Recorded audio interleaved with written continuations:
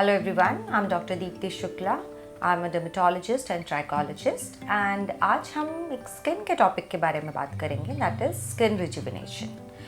सो आइए जानते हैं कि स्किन रिजुविनेशन है क्या. जैसे कि जानते हैं हम कि रिजुविनेशन का मीनिंग, लिटरल मीनिंग है to restore the youthful appearance of the skin, right. So in skin rejuvenation, we mainly focus on improving the quality of the skin, not only pigmentation, not only scarring or wrinkles. Overall quality of the skin is improved in skin rejuvenation. Okay, so all the procedures जो कि skin quality को improve करने में help करते हैं are included in skin rejuvenation process. ठीक है, अब हम जानते हैं कि एजिंग के साथ, because of ageing and because of environmental changes, lifestyle changes and stress and multiple other causes, इन सब की वजह से हमारी स्किन धीरे धीरे डल होने लगती है. और डलनेस के साथ साथ कुछ लोग पिगमेंटेशन डेवलप कर लेते हैं स्किन पे. कुछ लोगों की स्किन का टेक्सचर ख़राब होने लगता है, रफ़ होने लगता है, स्किन टोन ख़राब होने लगती है, डल होने लगती है, टैनिंग होने लगती है स्किन पे.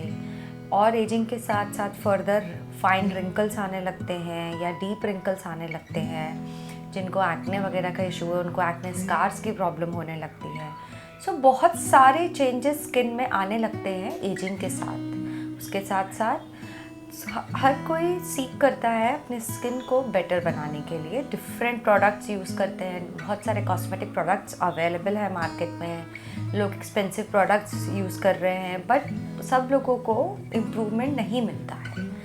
आज हम जानेंगे कि स्किन रिजुविनेशन में हम हमारी न्यू रूट्स क्लिनिक में क्या क्या ऑप्शंस अवेलेबल हैं और क्या क्या ट्रीटमेंट हम प्रोवाइड करते हैं जिससे आपकी स्किन का अपीयरेंस बेटर हो जाए, ब्राइट हो जाए एंड यूथफुल और यंग लगने लगे. स्किन रिजुविनेशन में सबसे पहले हम जानते हैं एक मेथड सबसे कॉमनली यूज़ किए जाते हैं, लेज़र्स.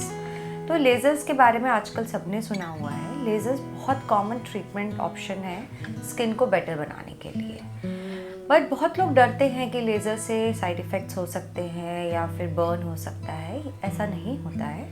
अगर आप अच्छी क्लिनिक में ट्रेंड, जहाँ पे प्रोफेशनल हैं, वहाँ पे लेज़र ट्रीटमेंट कराते हैं तो उसका कोई साइड इफ़ेक्ट नहीं होता है.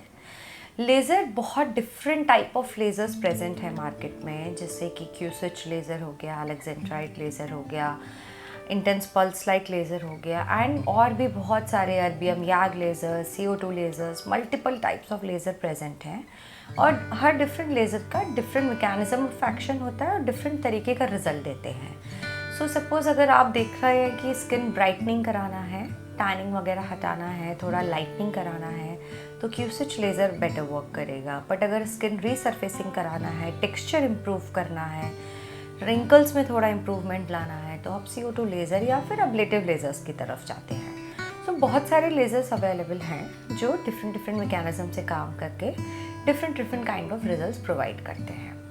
अपार्ट फ्रॉम लेज़र्स, जैसे कि बहुत लोगों ने नोटिस किया होगा कि एजिंग के साथ साथ चेहरे पे थोड़े फाइन वेसल्स दिखाई देने लगते हैं. जो आर्टरीज रहते हैं, वेन्स रहते हैं, वो ओल्ड एज लुक देते हैं स्किन को. तो उसके लिए intense pulse light laser available है जो कि इन स्पाइडर वेन्स और जो कुछ लोगों को रेडनेस रहती है फेस में, उन सब चीज़ों को इम्प्रूव करता है. इसके अलावा बहुत सारे लेज़र्स हैं जो एक्ने को इम्प्रूव करते हैं और साथ में एक्ने स्कार्स को भी इम्प्रूव करते हैं. कैसे? वो लेज़र्स हीट प्रोड्यूस करके कोलाजन प्रोडक्शन इम्प्रूव कराते हैं. जब collagen and elastin production improve होता है तो स्कार धीरे धीरे सुपरफिशियल होने लगते हैं और स्किन का टेक्सचर इम्प्रूव होने लगता है. अभी लेज़र्स के अलावा और भी ट्रीटमेंट ऑप्शंस हैं स्किन रिजुविनेशन के लिए, जैसे कि माइक्रोडर्माब्रेशन. माइक्रोडर्माब्रेशन क्या होता है कि बेसिकली या तो हम किसी इंस्ट्रूमेंट, फाइन इंस्ट्रूमेंट के हेल्प से या फाइन एक्सफोलिएटिव पाउडर्स और जेल्स के बेस पे हम स्किन की सुपरफिशियल लेयर को एक्सफोलिएट करते हैं. जब स्किन की सुपरफिशियल, वैसे एजिंग के साथ हमारी स्किन में धीरे धीरे डेड लेयर एक्यूमुलेट होने लगती है जो हमारे स्किन को डल लुक देती है या टैंड लुक देती है. तो माइक्रोडर्माब्रेशन से हम superficial dead layer of skin को ग्रेजुअली रिमूव करते हैं, जिससे अंडरलाइंग फ्रेश जो स्किन है वो विजिबल होने लगे. तो उससे स्किन में एक youth youthful appearance, brightening look and glow आ जाता है फेस पे, प्लस पिगमेंटेशंस वगैरह भी कम हो जाते हैं। इसके अलावा लेज़र हो गया, माइक्रोडर्मा अब्रेशन, इसके अलावा हम केमिकल पील्स यूज़ करते हैं। केमिकल पील्स के बारे में सबने सुना ही होगा। तो केमिकल पील्स में हम क्या करते हैं, सिमिलरली हम पील की लेयर अप्लाई करते हैं, जिससे धीरे धीरे जो डेड लेयर है स्किन की वो रिमूव हो जाती है, साथ में उसके साथ जो पिगमेंटेशन है वो भी रिमूव हो जाता है और एक फ्रेश लुक दिखाई देता है स्किन में।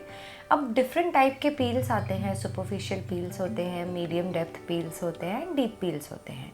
सो डिफरेंट इंडिकेशंस के लिए, जैसे अगर सिर्फ स्किन ग्लो करना है या स्किन को मॉइस्चराइज़र के लिए है तो हम सुपरफिशियल पील यूज़ करेंगे। अगर पिगमेंटेशन रिमूव करना है, स्किन टेक्सचर इम्प्रूव करना है तो मीडियम डीप पील यूज़ करेंगे। एंड डीप पील अगर स्किन में स्कार्स हैं या फिर डिप्रेस्ड स्कार्स, एक्ने स्कार्स, किसी भी टाइप के स्कार्स हैं तो हम डीप पील यूज़ कर सकते हैं। सो इस तरीके से डिफरेंट इंडिकेशन के लिए डिफरेंट पील्स यूज़ किए जाते हैं। अब इसके अलावा हमारे पास और ट्रीटमेंट ऑप्शंस क्या हैं स्किन रिजुविनेशन के लिए। अब जैसे एजिंग के साथ हम रिंकल्स डेवलप करने लगते हैं। पहले फाइन रिंकल्स डेवलप होते हैं, जैसे यहाँ पे आँखों के अराउंड स्माइल करने पे रिंकल्स आते हैं, जिन्हें हम क्रोज फीट बोलते हैं। कॉर्नर ऑफ माउथ के अराउंड रिंकल्स आ जाते हैं। ये नेज़ोलेबियल फोल्ड प्रोमिनेंट होने लगता है, फोरहेड पे रिंकल्स आने लगते हैं। सो ये सब रिंकल्स एजिंग के साथ आने लगते हैं क्योंकि हम इन मसल्स को, फेशियल मसल्स को डिफरेंट एक्सप्रेशन देने के लिए काफ़ी यूज़ करते हैं। तो पहले फाइन रिंकल्स आते हैं, ग्रेजुअली ये रिंकल्स डीप बन जाते हैं। तो इन रिंकल्स को इम्प्रूव करने के लिए हम लोग बोटॉक्स ट्रीटमेंट यूज़ कर सकते हैं। बोटॉक्स बेसिकली एक केमिकल होता है जिसको हम इंजेक्ट करते हैं मसल्स में, तो वो मसल्स रिलैक्स हो जाती हैं और रिंकल्ड अपीयरेंस चला जाता है। बट ऑब्वियसली बोटॉक्स ट्रीटमेंट एक अच्छे प्रोफेशनल के हाथ में करवाना चाहिए, जिससे उनको, क्योंकि डॉक्टर को पता होता है, डर्मेटोलॉजिस्ट को पता होता है कि किस क्वांटिटी में कितना ये केमिकल बोटॉक्स इंजेक्ट करना है कि फेशियल मसल रिलैक्स हो जाए और एक नेचुरल लुक आए, ना कि कोई प्लास्टिक लुक आए फेस पे। तो इसलिए बोटॉक्स ट्रीटमेंट हम करा सकते हैं रिंकल्स इम्प्रूव करने के लिए या फिर सैगिंग इम्प्रूव करने के लिए। कुछ लोगों को आईब्रोज या आईलिड ड्रूपिंग होती हैं, नीचे की तरफ आ जाते हैं, उनको रेस करने के लिए भी हम बोटॉक्स ट्रीटमेंट यूज़ कर सकते हैं।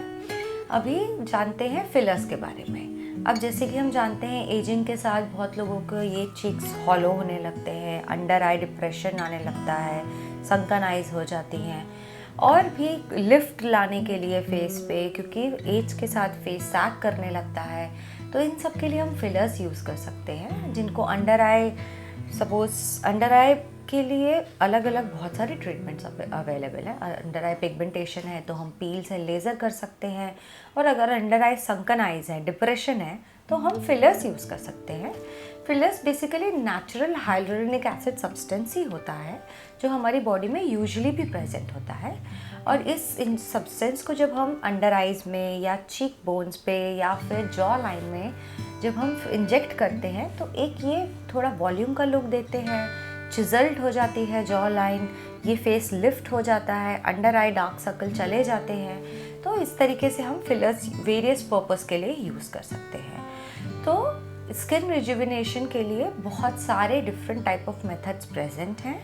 एंड अगर आपके स्किन पे डल लुक है या आप स्किन को ब्राइट बनाना चाहते हैं या स्किन को यूथफुल लुक देना चाहते हैं, रिंकल्स से you want to get rid of wrinkles, या फिर आप इम्प्रूव करना चाहते हैं overall skin quality, so do visit our clinic. We have different various options available for your treatment purpose, and so that we can help you with your concern. Thank you.